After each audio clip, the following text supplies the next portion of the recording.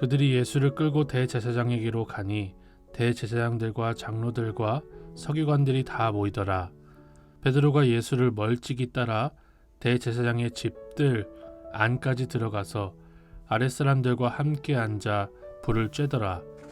대제사장들과 온 공회가 예수를 죽이려고 그를 칠 증거를 찾되 얻지 못하니 이는 예수를 쳐서 거짓 증언하는 자가 많으나 그 증언이 서로 일치하지 못함이라.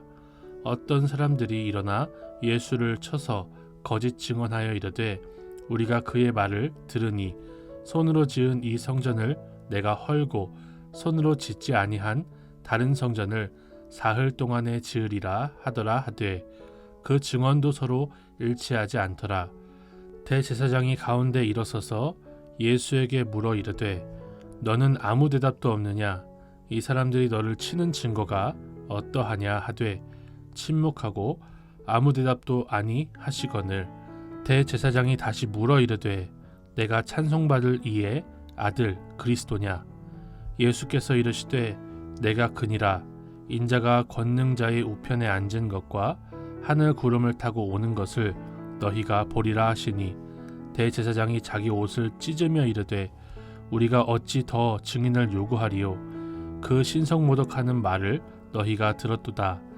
너희는 어떻게 생각하느냐 하니 그들이 다 예수를 사형에 해당한 자로 정죄하고 어떤 사람은 그에게 침을 뱉으며 그의 얼굴을 가리고 주먹으로 치며 이르되 선지자 노릇을 하라 하고 하인들은 손바닥으로 치더라.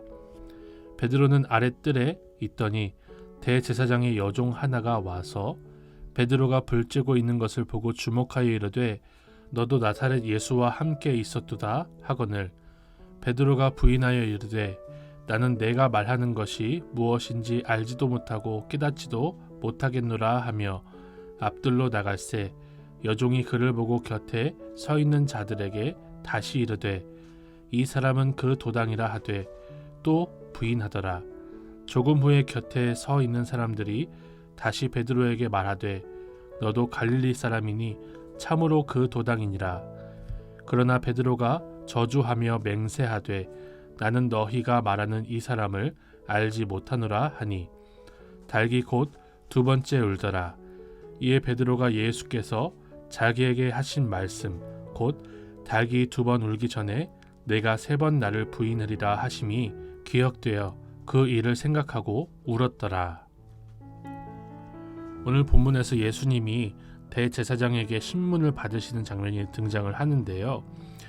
대제사장이 예수님을 신문하는 이 신문은 마치 기울어진 운동장처럼 예수님을 죽이려고 정해놓고 예수님을 죽일 증거를 찾는 그런 신문의 장이었습니다.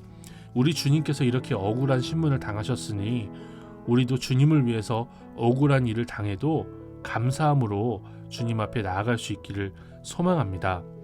예수님께서는 자신이 하나님의 아들이며 그리스도라는 것을 증언하시고는 사형 언도를 받으십니다.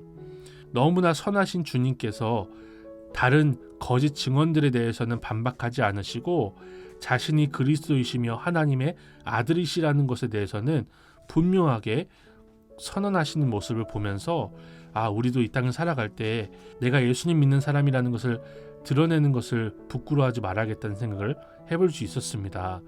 제가 목회자라는 것을 드러내는 것을 꺼려했어요.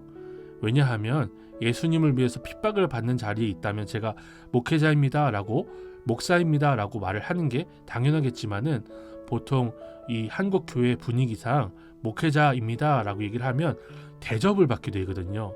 그래서 말하지 않았습니다. 그냥 다른 사람하고 평범하게 똑같이 그렇게 대해주시기를 바랬기 때문에 그래요.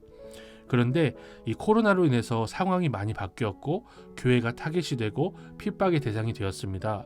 이럴 때일수록 저는 제 스스로가 그리스도인이며 목회자라는 사실을 드러내고 또 세상의 빛으로 소금으로 주님의 복음을 증거하는 일에 사용돼야겠다라는 그런 결단을 해볼 수가 있었습니다. 우리 주님께서 내가 그니라 라고 하신 것처럼 저도 기독교인입니다 라고 분명하게 선한 증언을 할 수 있는 제 인생이 되기를 소망합니다.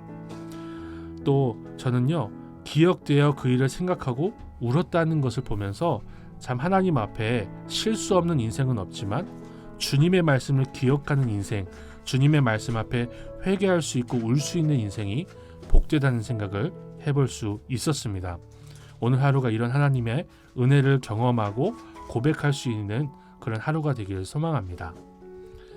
하나님 아버지, 우리 주 예수께서 사형이라는 결론이 이미 있는 재판을 받으시고 억울하게 맞으신 것을 우리가 기억하게 하옵소서. 주님을 위해 억울한 일을 당하는 것을 이상하게 여기지 말게 하옵소서. 예수께서 하나님의 아들이신 것을 분명히 밝히신 것처럼 예수님을 믿는 우리가 하나님의 자녀인 것을 당당하게 드러내는 인생 살게 하옵소서. 예수님의 이름으로 기도드립니다. 아멘.